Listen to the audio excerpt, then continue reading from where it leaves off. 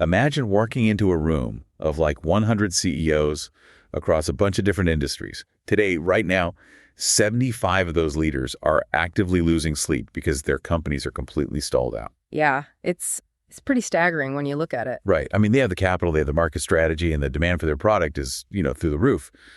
But they literally cannot move forward. And not because of inflation and not because of some supply chain bottleneck. They are stalled because they actually just cannot find enough humans to keep the lights on. Exactly. It's this invisible crisis. Yeah, an invisible crisis that is quietly capping global economic growth. And if you are listening to this right now, it is directly impacting how you work, how you hire, and, well, how your company survives the next decade. So welcome to today's deep dive, where we are going to explore why the modern workforce seems to have just vanished. The sheer scale of this problem, it really forces us to completely throw out the old assumptions about hiring. For decades, companies operated under this premise that, well, there was always a surplus of talent, right? And the employer just held all the leverage. They held all the cards. Exactly. But that leverage is gone. It's just gone. The landscape we're looking at today requires a fundamental restructuring of how businesses operate, how they recruit, and even how they define what a qualified worker actually is. And to figure out how to navigate that, we are drawing on a really insightful piece of source material today from StellaPop. They're experts specializing in recruiting and management strategy. The piece is titled Talent Shortage, Fighting for Long-Term Qualified Recruiting Candidates. Okay, let's unpack this. Yeah, there's a lot to dig into here. There really is. Our mission for this deep dive is to decode the actual mechanics behind this massive shortage, pinpoint the unconventional qualities that actually matter in modern hire, and explore the magnetic strategies businesses must deploy if they want to stop bleeding talent and, start attracting it. To do that, we really have to start with the data, because we cannot solve a structural problem if we treat it like it's just a temporary inconvenience. Right, like, oh, it's just a bad quarter. Yeah, exactly. Yeah. When people hear worker shortage, the instinct is to just brush it off and say, oh, well, the labor market always fluctuates. But the numbers from the Manpower Group survey that are highlighted in our source, they show a really terrifying acceleration. How bad are we talking? Well, back in 2018, about 45% of employers worldwide reported struggling to fill job roles. Which is, that's high, but it's manageable. Like, you can still run a business if you're slightly understaffed in a few departments. Right. It's a hurdle, but not a wall. By 2019, that number crept up to 54%. Okay, getting worse. But then fast forward to 2024, and a staggering 75% of employers globally cannot find the people they need. Wait, really? 3 out of every 4 companies? 3 out of 4. And the data shows this is pervasive across every single industry, from healthcare to tech to, heavy manufacturing. Wow. A jump from 45 to 75% in just a few years isn't a fluctuation. It's a fracture. So let's look at the mechanics of what actually broke here. Because the source points to 4 root causes driving this, right? Yeah, 4 main drivers. The first one is a rapidly widening skill gap. The second is shifting demographics. Essentially, older populations in developed countries are aging out of the workforce and retiring. Let's actually pause on those first 2 because they compound each other. It's not just that people are retiring. It's that the people retiring held very senior, highly specialized roles. And the incoming workforce just hasn't had the time or the mentorship, really, to acquire those specific capabilities. You get this totally hollowed out middle layer of the workforce. Exactly. And then you add to that the third cause, which is unequal educational opportunities. We rely so heavily on traditional 4-year degrees as a proxy for competence, but access to those degrees and access to quality vocational training, it's highly variable. Yeah, so by insisting on these very specific educational pedigrees, companies are basically artificially choking their own supply lines. That's spot on. Which leads right into the fourth cause from the source, which is the massive demand for new skills driven by digital acceleration. Okay, but I want to push back on that a little bit, on the idea that technology moving too fast is the core problem here. Because if we look at how businesses hire, it feels like we're trying to buy statting paper maps in an era of live GPS, Like, is the rapid evolution of tech the real issue, or is it just our rigid response to it? That's a great point. What's fascinating here is that the biggest gaps are hyper-focused in areas where the target is constantly moving. We're talking data analysis, cybersecurity, artificial intelligence. Right, fields that change every 6 months. Exactly. The technology itself is just a tool. The real friction comes from companies trying to hire for a static snapshot of skills. I mean, if you hire someone solely because they hold a certification in a software platform released in 2023, you are hiring for an expiration date. Because within 2 years, that platform is either going to be obsolete or totally unrecognizable. Yeah. The source makes it very clear that the hiring philosophy has to shift entirely away from what do you know right now to how efficiently can you learn what we need you to know tomorrow. You're hiring for cognitive velocity, essentially. Which, I mean, that requires a massive pivot in how we actually define a good candidate. A total paradigm shift. So if the resume full of hard skills is, losing its value, what are the actual traits that indicate a high potential hire? What does potential actually look like on paper? Well, the Stella Pop article isolates 5 core golden qualities that businesses absolutely must start screening for. And the first one is adaptability. Okay, adaptability. But it's important to understand the mechanics of this trait because it's not just about, being okay with a flexible schedule. The source references the Clifton Strengths framework. Oh, yeah, I've heard that. Yeah, so in that framework, adaptability is defined as someone who prefers to go with the flow. They take things as they come, and they discover the future one day at a time. Okay, so it's a cognitive preference for living in the now, meaning they don't just panic when the blueprint changes halfway through a project. Exactly. While other employees might freeze or demand to stick to a plan that is clearly failing, highly adaptable people just pivot seamlessly. They are the ones who build strong relationships and keep a team grounded during constant upheaval. Here's where it gets really interesting. The source lists critical thinking as the second quality, which is the ability to analyze complex situations and develop workable solutions. But the text specifically notes that critical thinking, quote, once upon a time was taught in schools. And then it questions whether that is still true today, saying it's highly debatable. Yeah, that line is pretty striking. It really stands out. I mean, are we basically acting as our own universities now, like having to hunt for baseline cognitive traits that the traditional education system is just missing? It's a very real burden shifting onto employers right now, yeah. If a degree no longer guarantees that a candidate knows how to deconstruct a problem, synthesize information, and actually propose a viable solution, then what's the point of the degree? Right. Hiring managers have to test for that raw aptitude themselves during the interview process. You can't just check a box on a resume anymore. You have to put candidates in scenario-based discussions to see how their brain actually works in real time. Which honestly sounds exhausting for HR, but absolutely necessary. And I'm guessing that ties directly into the third and fourth qualities? It does. Those are emotional intelligence, or EQ, and resilience. Now, these are traits that you definitely don't get a certificate in. How is the source defining them in a way that businesses can actually, measure and utilize? So, emotional intelligence, in this context, is the skill of managing your own emotional responses while simultaneously understanding and guiding the emotions of your colleagues or clients. Okay, so reading the room and regulating yourself. Exactly. It is the absolute bedrock of team peace, harmony, productivity, and negotiation. And then resilience is the corresponding internal trait.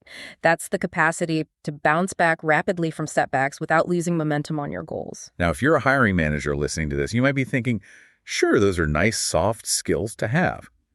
But it sounds like the source is framing these not as nice to haves, but as critical survival mechanisms. Oh, they are the ultimate assets, hands down.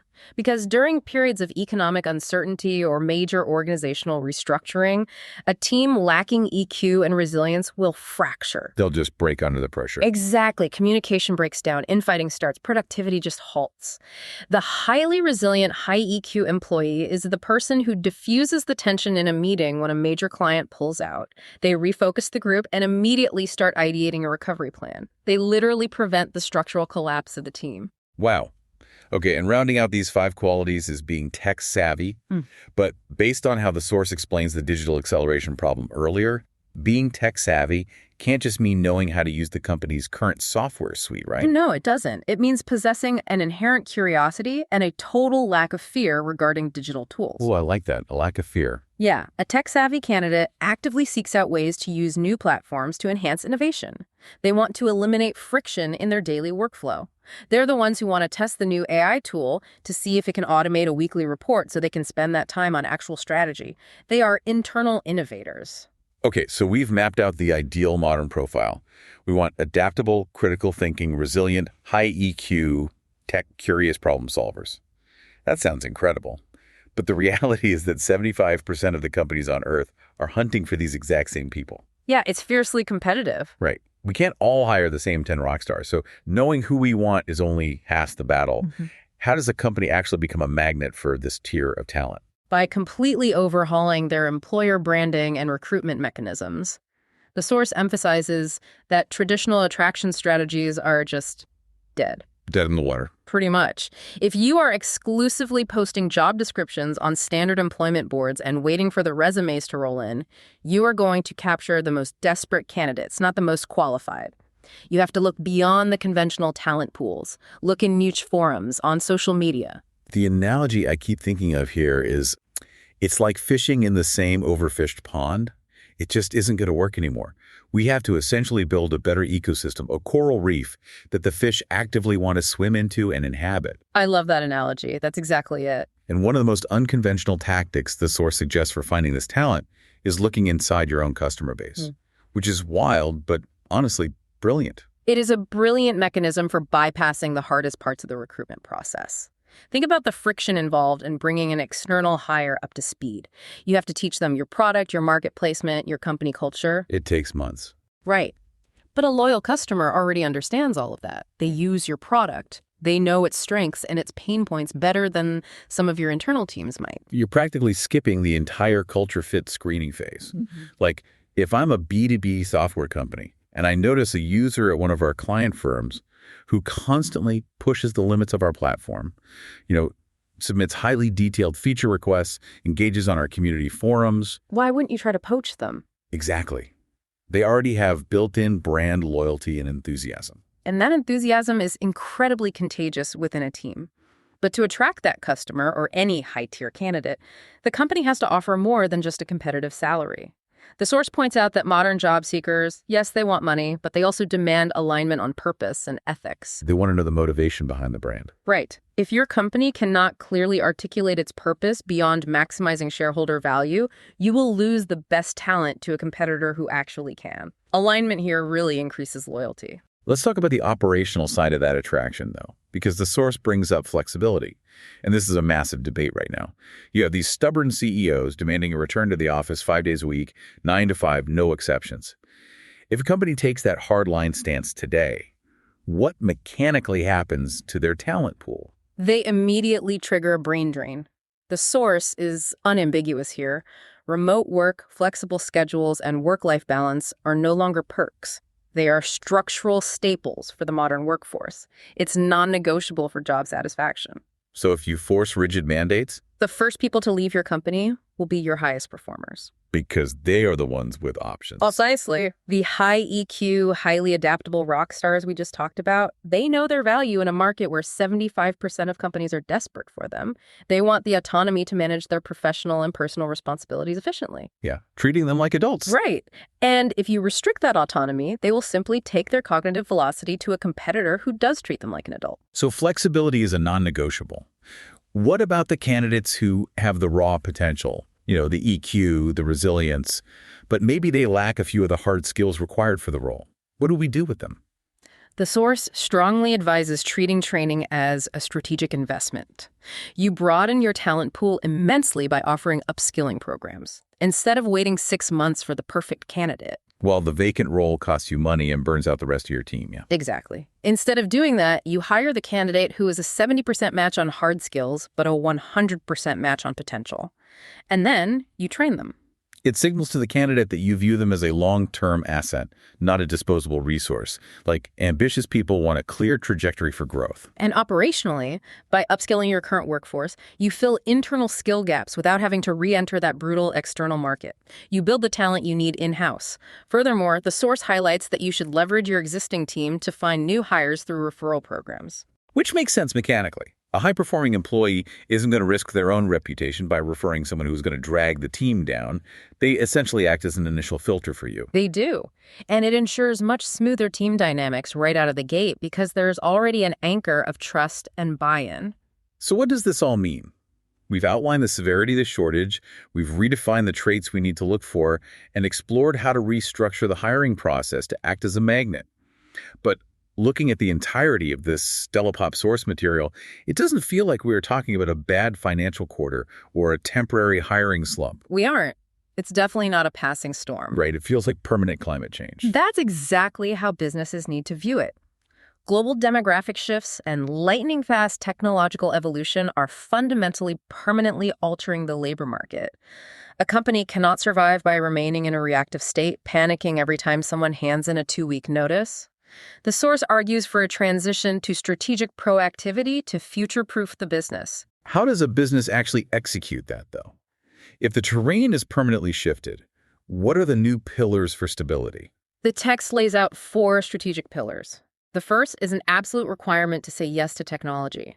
Stop listening to the AI naysayers. Let me ask a clarifying question on that, actually. Because integrating AI usually triggers immense anxiety about mass layoffs. Is the ultimate goal here to use AI not to replace the workforce, but to make the human workforce we do have infinitely more valuable and less bogged down by busy work? Yes. The mechanic here is enhancement, not replacement. You use AI to automate routine, repetitive tasks.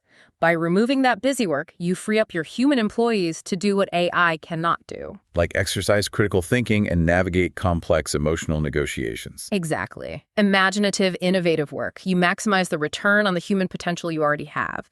If we connect this to the bigger picture, it's about clearing the runway so your team can actually fly the plane. That's pillar 1. Say yes to tech. What is the second pillar? Making inclusivity a structural priority. If we are operating in a market with a severe talent drought, alienating any segment of the population is strategic suicide. A business must actively welcome individuals from diverse backgrounds, non-traditional educational paths, and all walks of life. You have to look where your competitors aren't looking, which flows perfectly into the third pillar we discussed earlier, adapting the work models. Right. You cannot manage a workforce today using an operational playbook from 5 years ago. Evolve the models to fit the reality of right now. The rigidity will just break the company. It really will. And the final pillar brings it all together. Develop long-term recruiting plans. Companies must stop treating hiring like an emergency response. The source recommends looking 1 to 2 years ahead. Okay, so planning scenarios and forecasting industry trends. Yes, anticipating where your skill gaps will be before they become critical bottlenecks to stay resilient. It requires a profound psychological shift for leadership. Navigating 2024 and beyond means accepting that these challenges will always exist. Right. Adopting a proactive, deeply adaptable mentality is what ultimately equips a brand to weather any business storm. Precisely. Which brings us entirely back to you listening to this deep dive. Whether you are a business leader staring down a massive project with half the team you need, or you are a learner navigating your own career path, understanding this tectonic shift is your greatest advantage in the modern economy. It really is the ultimate advantage. The days of relying on a rigid list of hard skills are ending. We are moving into an era that prizes the invisible architecture of a worker, their adaptability, their cognitive velocity, and their high EQ potential. And that reality leaves us with a truly fascinating question to consider, something to really mull over. I'm intrigued. What is it? Well, if traditional hard skills are expiring faster than ever, and raw potential, traits like adaptability and resilience, are the new gold standard for hiring. How long until we see a complete overhaul of the traditional resume? Oh, wow. That is a good question. Right. Will we reach a point in the near future where listing bullet points of past jobs is seen as completely irrelevant? And instead, will we eventually use situational simulations or comprehensive EQ audits to prove our worth before ever stepping foot in an interview? That completely flips the script. Imagine logging into a virtual crisis simulator instead of uploading a PDF to prove your worth. I mean, if companies are stalled out because they're missing the spark plugs, they're going to have to find a much better way to measure the spark. Thank you so much for joining us on this deep dive. Keep learning, keep questioning the changing world around you, and we'll catch you next time.